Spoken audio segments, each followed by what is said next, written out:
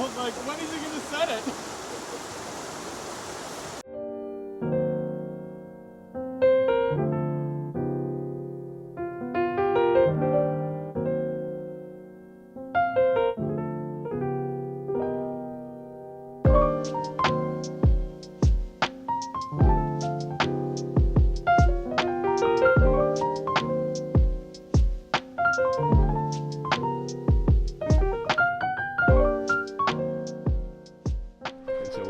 Here is that now you look how big these plants are. They catch a lot of water, so when we get big storms, it just picks those whole clumps of flowers up and throws them up on the bank. Wow. And so when we get the rain and how much rain we get is really like a big factor in, you know, these populations here. I'm Henry Meehan. I'm out here on the Cahaba River today with Cahaba River Keeper. And what's your last name, David? Butler. David Butler? Yeah, so we're at the Cahaba River National Wildlife Refuge today, which is probably my favorite part of the river. We're standing here in the middle of Hargrove Shoals, which is one of the largest remaining populations of Cahaba lilies anywhere in the United States. They're also known as a rocky shoal spider lily, but here in Alabama we call them Cahaba lilies. So we're standing here in the shoal. This is kind of the tail end of the bloom season. So you see a lot of seeds starting to develop on tops of these plants, and then you know, they'll drop in the water and start reseeding. We've been working out here for 15 years really, doing a lot of different kinds of things. We're engaged in a big effort to kind of restore the population of these lilies here in this shoal and in the shoals above us. We just finished a huge mine reclamation project intended to kind of improve water quality here, offer some new recreational amenities at the refuge too, some additional hiking trails, a public fishing lake, things that people can get out and enjoy. And then, you know, every summer we start our swim guide monitoring program, run it May through September. We sample on Thursdays and then publish results on Friday, so people know where it's safe to swim. And here where we are is generally pretty clean every week. We're away from any huge urban influence, and so you can pretty much count on great water here.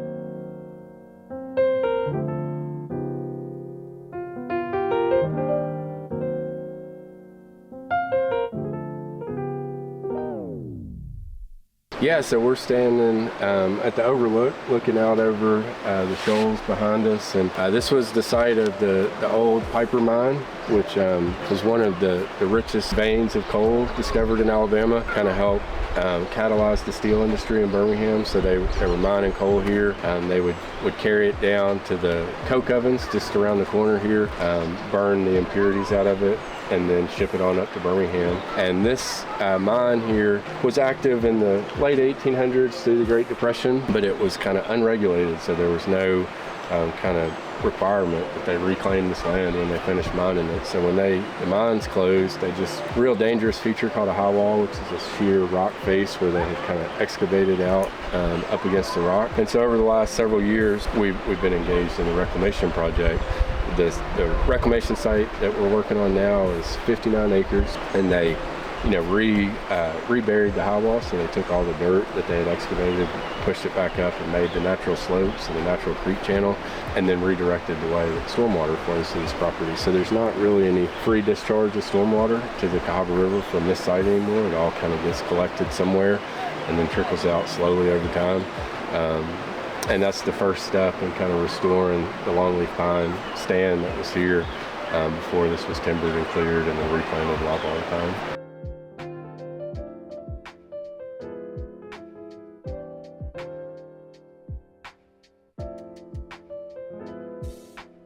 So these are kind of like early, like some of the early bloom. I mean, they'll get this big, and so we kind of try to wait till they get that big, and then we'll, you know, like I said, like here, so you see how, there's, yeah, the hair in there.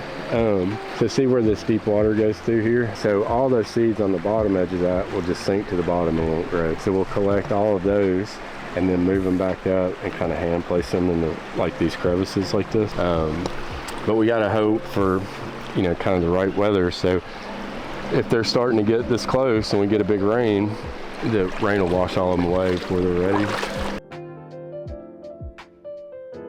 Yeah, so when we get big rains, we wash a lot of the pollution down from Birmingham. We've got a lot of major wastewater treatment plants on the river that discharge, and those big rain events, we get leaking sewer pipes, septic systems, and So most of the water problems we see down here related to that are kind of poor forest management practices, so timbering on a clear-cut piece of property, and we'll see a huge influx of sediment. Yeah, so we see that erosion problems. And of course, for not just the lilies, but the sediment kind of fills in the cracks and all the rocks. And a lot of fishermen don't seem to understand when you fill in those the riverbed with mud, all the things that fish eat don't have anything, don't have anywhere to live. Yeah. So it's a kind of trickle up problem from the riverbed up to the top.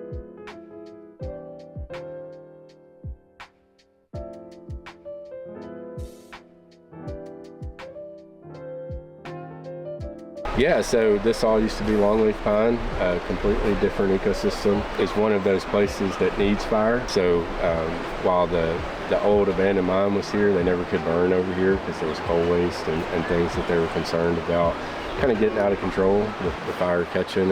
And so through that reclamation project, they were able to kind of bury all that coal waste back, deep underground, which means that we'll be able to put fire back over here. And you can see where we are. They've already had fire on this part in the last 6 months.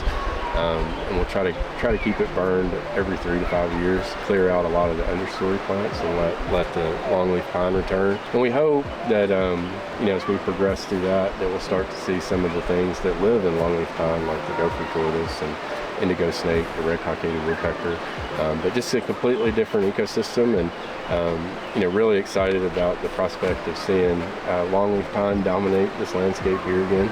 Sweet.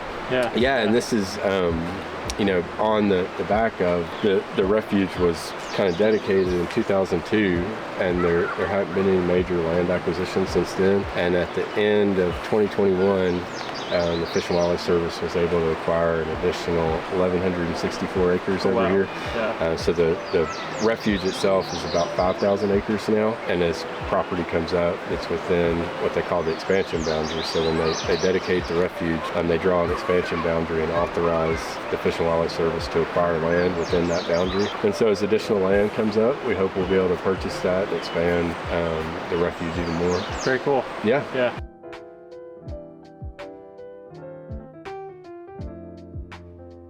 Yeah, there's no shortage of life here, right? Yeah. And it's pretty cool to see, when the water gets low, you can really see how much life there is here with snails and crayfish and mussels. I could spend all day just playing in these shoals. Yeah, I was walking around earlier and I saw a crawfish popping around, and I wanted to put them on a hook, and I saw a pretty good bass flash in there too when we were fishing. Yeah, and you can see, even in these little bit of time we've been here, you've seen a lot of people come through fishing. So people are starting to kind of appreciate what special resources we have here in Alabama. Especially fly fishermen used to go travel out west, and now you see a lot more people staying home and fishing our local waters. Yeah. It's got a lot to offer. It's really cool. I guess this was the first one that opened, and then this one, and they stay open for a day. This is the one that opened today, and then one of these will open tomorrow, and then this one, and then these two down here. And then after they're all kind of finished, you'll see them start to develop the seeds. Yeah, so the thing that we try to always remind people, right, is that we have access to this place because the federal government bought it, conserved it. Here in Alabama, we have a very low percentage of public land. And so what's really important for people to remember when they visit places like this is to do their part to take care of it. We always hear, how long is this gate going to be open? And I always say, it's up to you, right? So you help take care of it, the gates stay open. And if you litter and destroy things, pick these plants and take them home, the gates will be closed and we'll have less access. And you've seen it, here in Alabama especially, that we're losing a lot of access to public land because people don't treat it right. And so, and the other thing for people to remember, here, like I said, this is a shoal lily. Looks very, very similar to a swamp lily. So people see these, lilies growing in dirt places, and they think that that's what they're growing is the shoal lily. But you can't take these seeds home and grow them in your yard. It's not the same. There is a plant that will grow in your yard, but you won't get it from here. So just want to remind people that, number one, it's illegal to take anything from here. And if every person that visited took a little bit home, there'd be nothing left to enjoy. So we hope people come out and enjoy it the right way, and leave something for future generations to enjoy. Awesome. Well, thanks for taking us out today, David. Yeah, absolutely.